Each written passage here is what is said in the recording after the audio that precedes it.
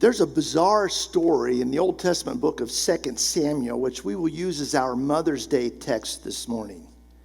You'll see just how bizarre when we read it, but let's set the background first. In 1000 BC, David was king over Israel. God had used him to replace his predecessor Saul because Saul had been an ungodly king. One of Saul's most terrible sins was that he attempted to totally annihilate an entire tribe of people to whom Moses had promised protection a few centuries before, the Gibeonites. Saul had broken the treaty with them, broken the promises that Moses had made to them, and attempted to destroy them. God punished Israel as a result of that. He is a trustworthy God, and his people cannot break his promises and represent him accurately. So God sent a 3-year famine over Israel, and he told David the reason for the famine. David then went to the Gibeonite people, those which were left, and asked how he could make reparations. They requested the deaths of 7 of Saul's male descendants. They wanted the house of Saul to be punished for Saul's sins. David agreed to their demands. Among the 7 he chose were 2 who were the sons of Saul through a concubine named Rizpah. And they were a part of those men who were given to that. The king's decision was final. There was no appeal process. The 7 men were handed over to the Gibeonites. The Gibeonites killed them and then threw their bodies out onto the hillside. The refusal of a burial was for the purpose of bringing further shame upon the entire family. So with that background, let's read the story as it continues and concludes in 2 Samuel 21, verses 9 and 10. David handed them over to the Gibeonites, who killed them and exposed their bodies on a hill before the Lord.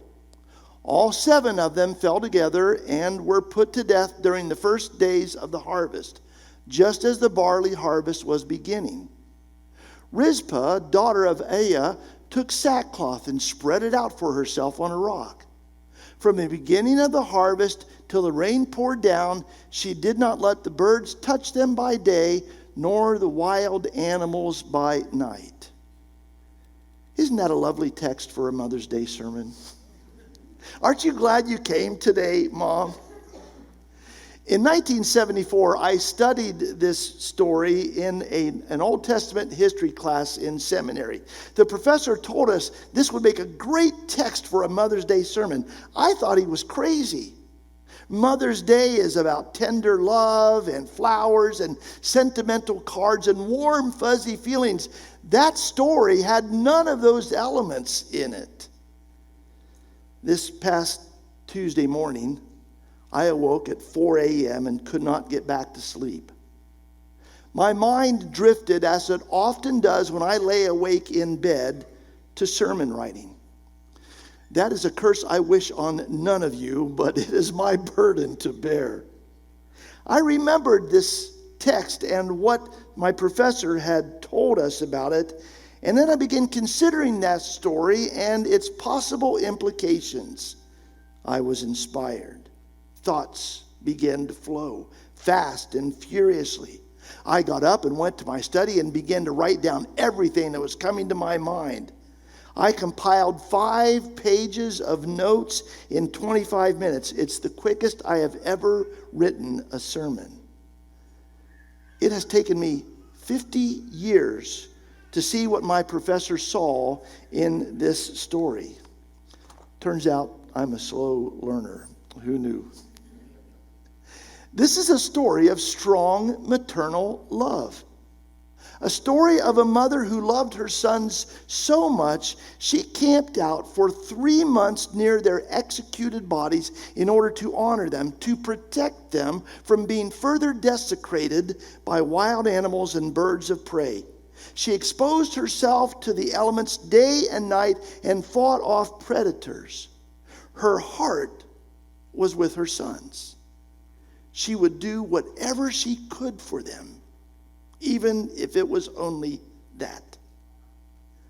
God honored her for her love by including her story in the Bible. It's rare for concubines to be named in the Old Testament scripture. A concubine was just another faceless, nameless person who was in the harem of a king, one of countless.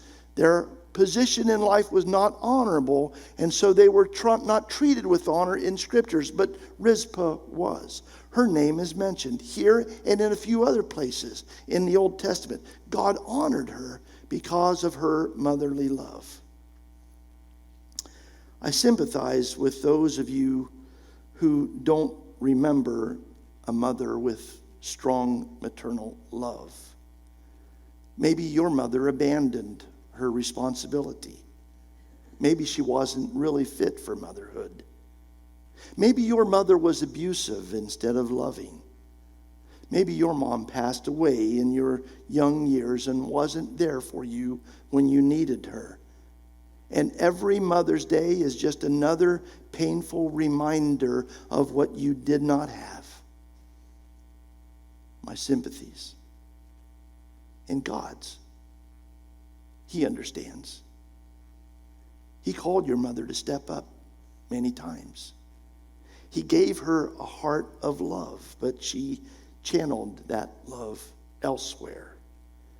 And he hurt for you when your mother died. And so God offers his love in place of hers.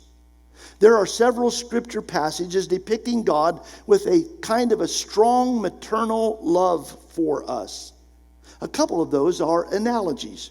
One, for instance, of God comparing himself to a mother eagle who carries her young on her back as she soars far above danger. We read that in Exodus 19:4, in which God himself reminds his people, "You saw how I carried you out of Egypt, as an eagle carries her young on her wings, and I brought you here to me." Like a mother eagle, God brought them to safety, his safety. A similar analogy is that of a mother hen spreading her wings so her chicks can run to her to escape the danger or certain bad elements and find protection under her wings. Jesus used that analogy when he appealed to the Jewish people in Jerusalem, as we read in Luke 13:34. "O Jerusalem, city that kills the prophets and stones God's messengers. How often I have wanted to gather your children together as a hen protects her chicks beneath her wings, but you wouldn't let me." Here's an image of a mother hen who did just that. That's very amazing to us perhaps, but it's very natural, very typical, very authentic and accurate. We raise chickens. 2 of our hens are brooders. A brooding hen means one that likes to sit on an egg and will continue sitting on an egg until it's hatched, as long as it takes. Some hens lay eggs, and then as soon as they lay eggs, they cackle and let everybody know, and then they go out and they look for their next meal. But brooding hens do not. They stay on the nest. They are dedicated to their calling, if you will. They have strong maternal instincts. Those hens will sit on the nest for over a month, even if you remove the eggs. They'll just adopt another hen's eggs as their own, or they will sit on phantom eggs. It's almost like they are in a trance. They have this single-minded focus to hatch an egg, and they will allow nothing to interfere with that. They even lose weight during the egg nesting process because they rarely leave the nest, even to eat or drink. They put themselves at certain risk in order to be a mother. Those 2 brooding hens that we have just happen to be mother and daughter, and they are both brooding right now. When they brood, they lay 1 or 2 eggs, and then they stop laying eggs for the entire month that they sit on the next nest, so you get no production from them, and they brood about every other month. It's a little frustrating. And so we have tried various ways through the years to discourage them from brooding, to get them to stay off of the nest, but they are mentally locked into motherhood. We've lifted them off the nest, carried them out of the coop, and set them far away, and as soon as their feet hit the ground, they turn around and they run right back in the coop and climb on the nest again. We have even shut the coop door so that they couldn't get back in, and they just stand forlornly beside that shut door waiting for us to open it, even if it's hours later. Recently, Holly has tried dunking them in the cold water of our rain barrel to shock their system out of the trance. But that baptism has converted no hens. They're still sitting onto the nest. This past week, I found the mother hen sitting on top of her daughter. I removed her and put her in another nest box, and she climbed over my hands and right back on top of her daughter again. I removed her again, and I talked to her about chicken soup, but she is determined to be a mother. In her mind, she reasons if she cannot sit on eggs, she will at least sit on her daughter and keep her warm and protected. It's strong maternal love. God has that kind of love for us. He offers refuge. He offers safekeeping in his presence. And so when you hurt, when you fear danger, when you need security, run to him. Rizpah had that same strong maternal love for her sons. She wanted to be close to them. She wanted to take care of them. She would help them in the only way she could. She would make any sacrifice necessary in order to do that. A mother will continuously act out in love for her children no matter the cost. In April 2008, a 16-year-old Louisville boy died in an auto accident on Georgetown Road near the Maple Grove Avenue intersection. I drove that road daily. Not long after the accident, I saw his mother sitting near the collision site across the ditch at the edge of the field there. She wanted to be close to where her son drew his last breath. She wanted to be where his blood had seeped into the ground. Part of him was still there, and she wanted to be near him. Her strong maternal love had not died. In April 2019, our community lost a little boy whose battle with cancer did not turn out as we had hoped and prayed. A mother lost her only child. It wrecked her life. She kept vigil at his graveside for a long time, refreshing it with toys and flowers and mementos.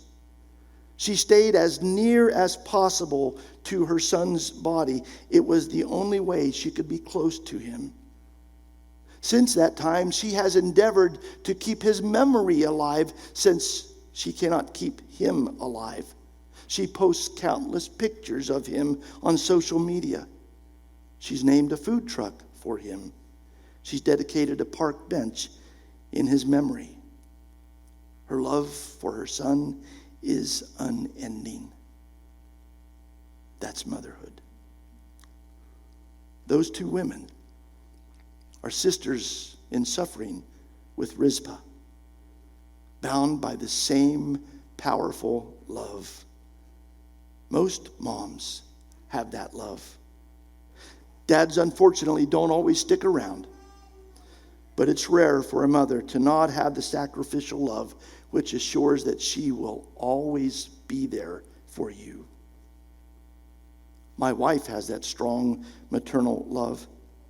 There isn't anything she would not do for one of her children or grandchildren. When one of them is dealing with a problem, she is on it immediately and with the determination of a bulldog hanging onto a bone. She works at that problem until she's completely satisfied that she has done all she can to help them solve it. Many mothers are like that. For God has instilled the instincts of strong maternal love in their hearts. Some mothers are so involved in their children's lives, they tend to overparent. A term has been coined to describe those moms. It's helicopter moms. Have you heard that term? Helicopter moms? If you're not sure exactly what that means, perhaps these cartoon images will help to define for you what a helicopter mom might look like. And you're giggling because maybe you see yourself in one of those cartoons, or maybe you have a helicopter mom in your life. Psychologist Ann Dunninwood authored a book entitled "Even June Cleaver Would Forget the Juice Box." In it, she describes a helicopter mom as one who is involved in a child's life in a way that is over-controlling, over-protecting, and over-perfecting.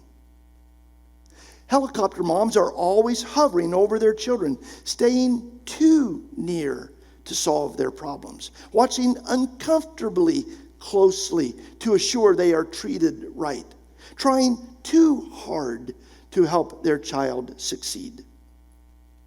A helicopter mom is one who stays up late at night finishing her son's science project, which is due the following day.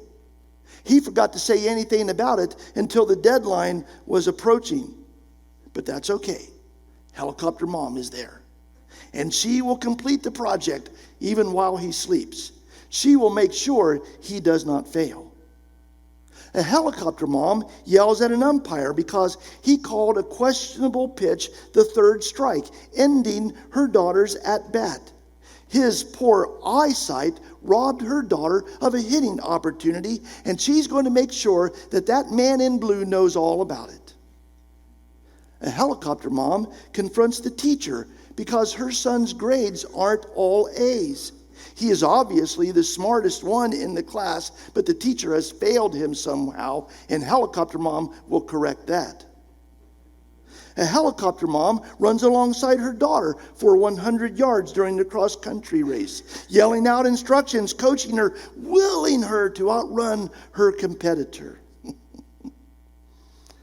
A helicopter mom can overparent in doing her best to provide the best for her children.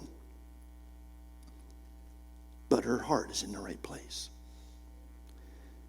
She follows that strong maternal love that God placed there. God bless her for that. But if you moms feel the urge to overparent, here's some sound advice. First of all, maintain that strong love for your child. Always be there for them. Let them see that you are in their corner, supportive of them. But teach your children to stand on their own feet. Sometimes that means allowing them to fail instead of controlling the circumstances of their life to prevent failure. You see, we learn some of our most valuable lessons in failure. When we fall, we learn how to get back up and continue on wiser, stronger, and more capable. Isn't that what you ultimately want for your children, Mom? Don't you want them to learn how to survive when you can no longer be there to pick up the pieces in their life? Allow your child to make his or her own way, even if they struggle. Struggling and then achieving builds self-esteem and confidence. If your child struggles to achieve, he or she will feel the great sense of accomplishment, knowing that they have what it takes to be successful.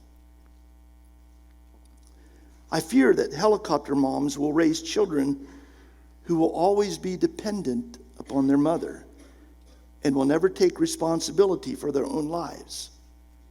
And so they will never learn how to succeed. The most loving thing you can do for your children, Mom, is to teach them how to thrive without you. Instead of solving their problems, give them the tools to do so themselves. But God bless you for having such a loving heart. Rizpah reminds us that a mother is always there, and she wants to be there for her children. She stands as a symbol of a mother's love and of her loyalty to her calling. She will make great sacrifices to protect and honor her children. Hers is a strong maternal love. And so we honor motherhood today. God bless all of you mothers and grandmothers and aunts and female role models. You are instilling a sense of belonging and security in the children in your life that they need. It is so necessary for their development. Sadly, not every child has that. One of the findings that has come back to us from the debriefings that Holly conducted following our Connect Crew program is that many of the children under our care through the Bible study program at Louisville Elementary School are starving for loving attention.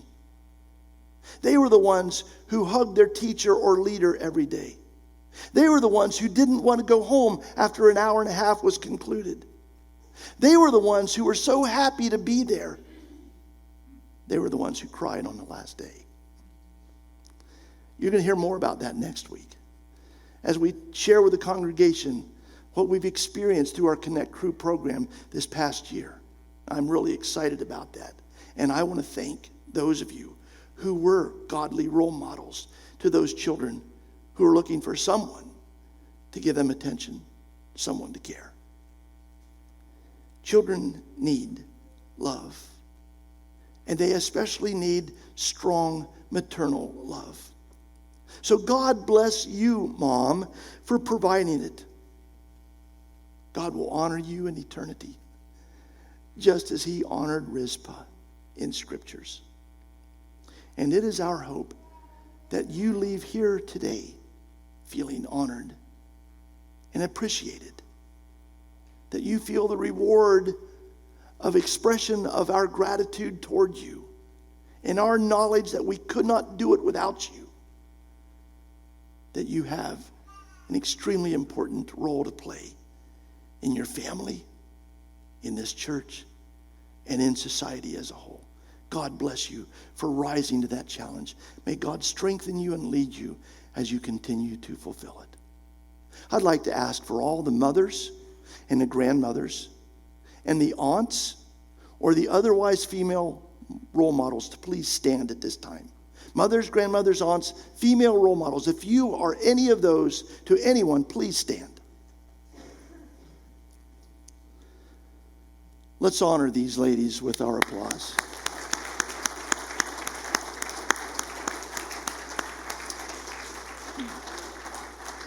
God bless you and thank you. And now if the rest of you will stand and we will sing our closing song and be dismissed. And happy Mother's Day, moms.